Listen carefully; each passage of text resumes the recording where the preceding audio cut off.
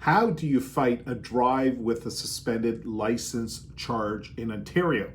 This is part two of a very important topic because the penalties for driving with a suspended license in Ontario are severe. They include a mandatory 6-month driving suspension and in some cases can result in jail time.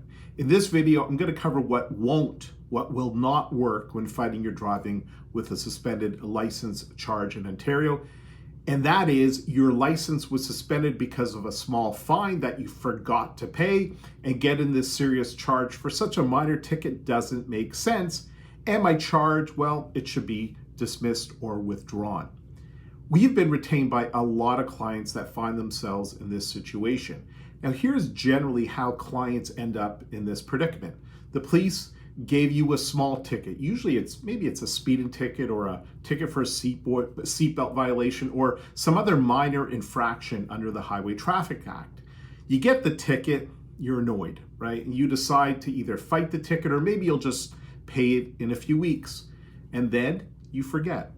And forgetting is understandable because the infraction really was just so small. And honestly, we all live busy lives and paying that small ticket was really not on the top of your to-do list. But forgetting is a big problem, and here's why. Under the Highway Traffic Act, if you don't pay your fine within the prescribed period of time, the Ministry of Transportation of Ontario can and they will suspend your driver's license. And the fact that the ticket was for a small infraction or a small dollar amount does not legally matter. The Ministry of Transportation's computer systems will trigger a license suspension.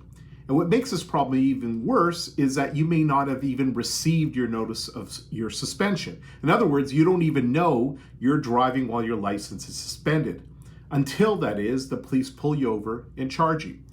Your driving with a suspended license charge will not go away because the charge originated from a small infraction or a small fine. Yes, this is frustrating, but it's the law. Message if you want to have a confidential and free call about your case. There are no bad questions.